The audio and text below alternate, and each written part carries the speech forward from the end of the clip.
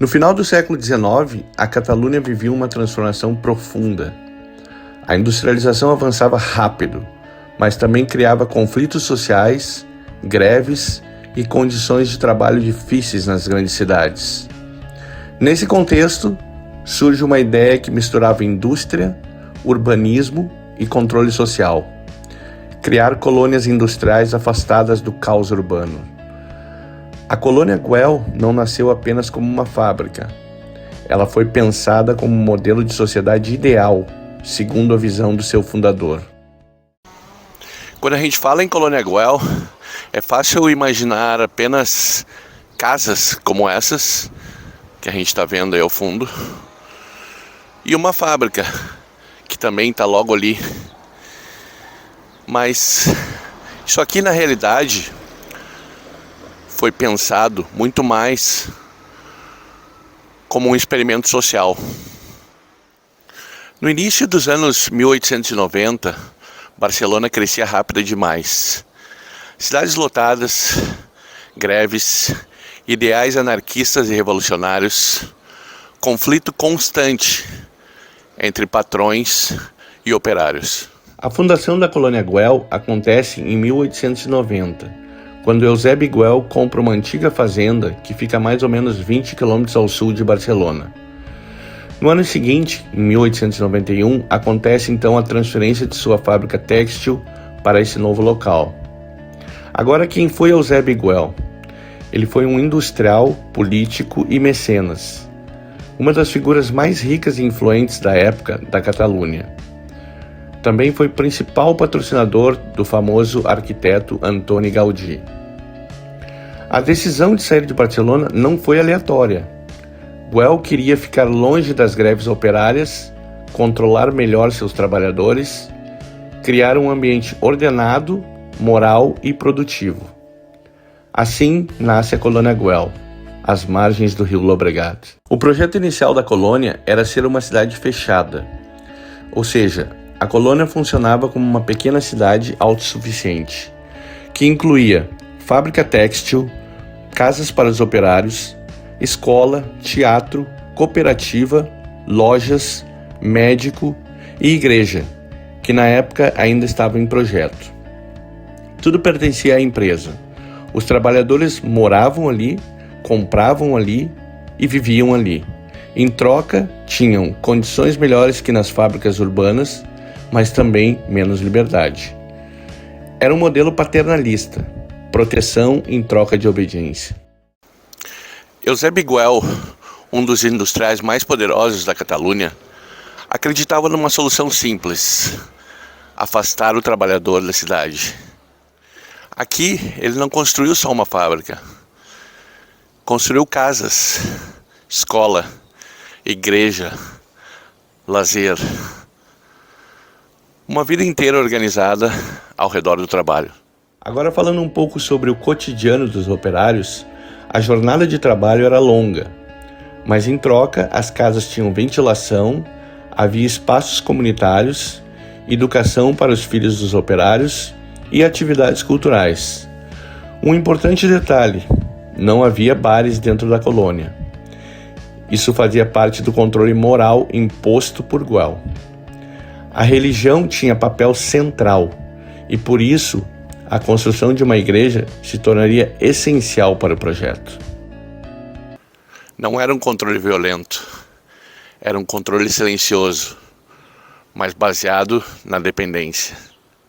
Você trabalhava para Güell, morava numa casa de Güell, seus filhos estudavam numa escola de Güell e, basicamente, sua vida social acontecia aqui. Isso criava ordem, estabilidade e evitava que ideias perigosas ou revolucionárias vindas da cidade chegassem até aqui. Em 1898, Gaudí entra em cena com a construção da igreja. Eusèbe Güell então encomenda ao arquiteto Antoni Gaudí o projeto da igreja da colônia. Gaudí vê ali algo único. 2 pontos importantes: liberdade total de criação e um laboratório arquitetônico. ele começa a testar ideias que depois apareceriam na sua obra-prima, A Sagrada Família. Destacando aqui 4 pontos também importantes: arcos centenários, estruturas inclinadas, uso simbólico dos materiais e integração com a natureza. A construção da cripta da igreja aconteceu entre 1908 e 1914, ou seja, em 1908 iniciaram-se as obras e em 1914 as obras foram interrompidas. Apenas a parte inferior foi concluída, hoje conhecida como Cripta da Colônia Güell. Os motivos pelo qual as obras foram interrompidas é que os custos começaram a ficar muito elevados. Também começaram a haver muitas mudanças de prioridades e Antônio Gaudí passa a se dedicar quase que exclusivamente à Sagrada Família, culminando em 1908 com a morte de Eusébio Güell. Mesmo inacabada, a cripta é considerada uma das obras mais revolucionárias de Gaudí. A religião também tinha um papel central. A igreja não era só um símbolo espiritual, mas sim um instrumento de organização social. Güell se via como um benfeitor e na época realmente a colônia oferecia melhores condições do que muitas fábricas urbanas e por isso ele atraiu tanta gente que acabou vindo para cá. Mas havia um limite, é claro. Caso você perdesse o emprego, você perdia a casa, a escola, a comunidade inteira, ou seja, você perdia tudo. A colônia Güell não foi criada para libertar o trabalhador, mas sim cuidadosamente pensada para evitar que ele precisasse se revoltar. Na segunda metade do século XX, começa o declínio da colônia Güell. Com o tempo, o modelo de colônias industriais entra em crise. A fábrica perde importância e a produção têxtil diminui consideravelmente. Em 1973, a fábrica fecha definitivamente. A colônia deixa de ser um espaço industrial e passa a ser só um bairro residencial. E olhando para tudo isso hoje, é impossível não fazer um paralelo curioso. Porque no fundo, Eusébio Güell queria criar um mundo fechado, organizado, onde tudo estava previsto. A casa, o trabalho, a escola, a igreja e o lazer. Não era uma prisão, mas também não era liberdade total. Digamos assim, um mundo supostamente vigiado. Arriscando uma metáfora bem atual, quase que como um Big Brother a céu aberto, só que sem câmeras e com regras sociais invisíveis. A colônia Güell nos dias de hoje.